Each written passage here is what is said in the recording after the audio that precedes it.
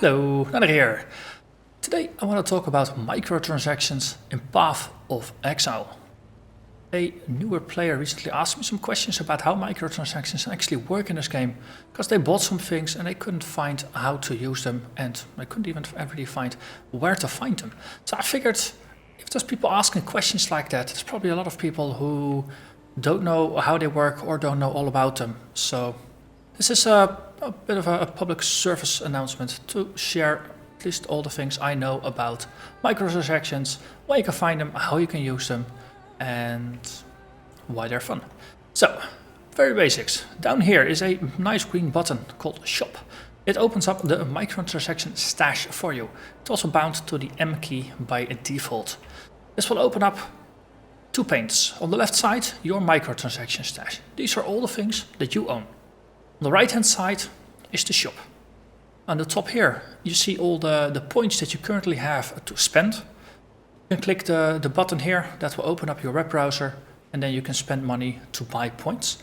After the transaction is finished, either the count updates directly, or you just need to close it and then hit the end button again or click the button down here, and this should instantly refresh. So in my experience, within a few seconds, your point counter will be updated when you decide to buy points. In addition to just simply buying points, there's also a supporter pack option that's always available.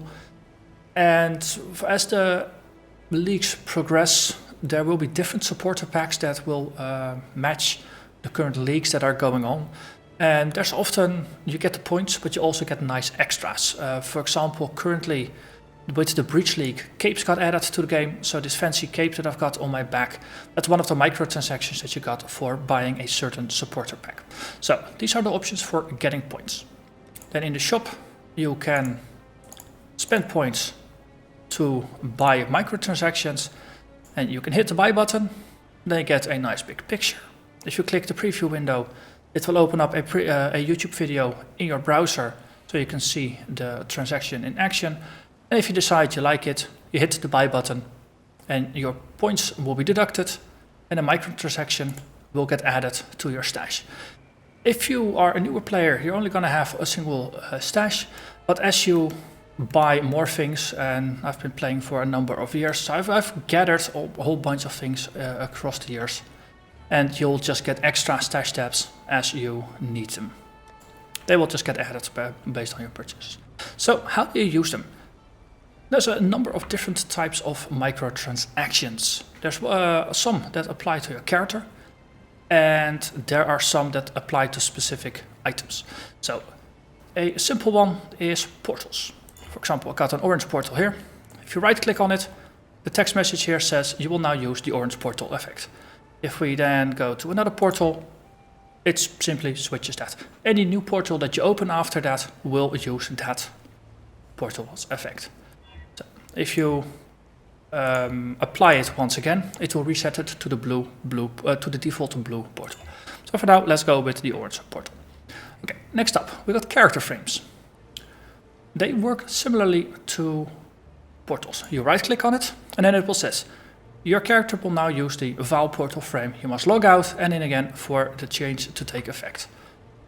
Up here, you see the currently equipped character frame. I was using the breach frame before, so you see it. So if I go back to the character selection screen, you actually need to fully log out and log back in. But okay, those are details. They only it's different now. Yes. Actually, I did select that one. Okay, I figured I picked up a different one. Anyway, it doesn't matter. So that works that way. Then you have pets. You can have two different pets with you. So currently I have the nice little dodo bird, or the kiwi. Sorry, it's not a dodo, it's a kiwi. And I got the Inuit totems. If you hit the unsummon pet, one of the pets is going to disappear and it's going to reappear over here. And if we do it again, the other pet will get added. And pets, as with portals, if you right click on it, the kiwi appears and is now one of our pets. And then if we do the same again for the Inuit totems, they will once again follow us. And that works.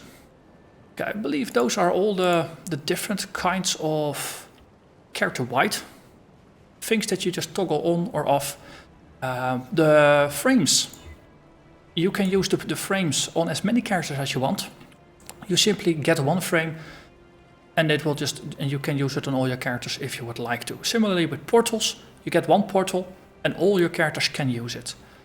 The pets, as you saw, they appear and reappear, so every time you use a pet on a character, it's going to be in use by that character until you choose to unsummon it, and then you can apply it to a different character. So that way, getting multiple pets so you can divide them amongst your characters is something you can do. On the other hand, you can always just, before you log out, just unsummon your pets, and then whatever character you choose to log back in on, you can just summon the pets that you would like. Okay, those are based on your entire character. Then you got things that apply to your items. So the first thing is, this is a witch, but she doesn't really look witch-like. She really has a different outfit. That's because all of my items have microtransactions applied to them. So for example, our helmet, it works the same as with pets basically. So we have a helmet here. You would just right click on the helmet microtransaction. You left click on the helmet, and you see now at the bottom of the description it says it has Shroud Helmet. So that's how you apply a microtransaction to an item. So you can have one skin item applied to all of your helmet, to your body armor, to your gloves and to your boots, and your weapon and your shield. They can all have something. So if we remove the breach weapon, our wand stops glowing. And because weapons are really small, they only are a 1x1. So they have a habit of just fitting in the first empty space in your stash tabs. If you have a lot of tabs, you might need to be able to look for a specific thing if you want to find it back again. Okay, so the helmets, they can also have an extra thing applied to it, like for example this Shroud mask, and then the mask fits on the face underneath the hood. There's only a couple of items that actually apply like that, and you can simply remove it again with the reclaim effect, which is similar to the unsummoned pets, but it's just specifically for item-specific microtransactions. So let's reapply our hood again. Okay, next up, body armor can have a cloak applied to the back. If you remove it again, then you just take the regular body armor off. This way we can apply it again. You can have a cloak on your back, but you can also have wings. Like for example, there's a number of people. So for example here we got seraph wings. Now we have wings. You cannot have a cloak and wings. You get a very friendly pop-up telling you that they won't go together. But let's go back to the cloak, because I do like the cloak because it's new and shiny. Boots can have a boot skin, and they can have footprints applied to them. So currently we have the Shroud boots, so let's remove those. And you see that I leave footprints, the nice breach footprints that you get for getting 12 achievements. And if you remove them, then suddenly you no longer leave fancy footprints. And the footprints are also a tiny little thing that you have to look for in order to reapply, and there were our boots. Okay, last but certainly not least are microtransactions that you apply to gems. Let's look for one. Summon skeletons, for example. So for this, let's actually go to our hideout, because it's a nice show, don't tell. So let's start with regular skeletons. We have them over here. We summon them. They're just skeletons. Plain old vanilla skeletons. For the skeletons, there is the summon statues skin. So if we right click, left click on the summon skeletons, it gets summon statues. Put it back, and we cast it, and suddenly our skeletons look like statues. And there is a wide variety of microtransactions specifically for skills. For example, if you look for skills, alternate skill effects over here. This is a very, very long list. There's currently one skill pack for the arcane skills effect that works for both Essence Drain, Wither, and Contagion. They have a nice blue version rather than their default purple version. And there are a number of different ones that apply to totems. So if you're really using totems, there's a number of options. There's the Ziggurat, there's the Eagle Guardian, there's the couple of the Olmec, for example. And there's also microtransactions for auras, discipline, the hatred, wrath, things like that. So microtransactions are a way to make your character look fancier. And they're also a way, buying the points, it gives money to the developers, and it's the only way that Path of Exile is actually monetized. So all the microtransaction points you buy, you are supporting the developer to maintain and further develop this free game. So a lot of people, they like the microtransactions, but they also just use it as a way to pay for the ongoing development of the game. Last thing that I just realized, pets can go into two places. If you're in town, you can right click on a pet and the pet will follow you. You can have two pets following you. But here you see this nice little gargoyle walking about. If you right click on a pet, it actually has an outline for placement. So in your hideout, you can actually place pets.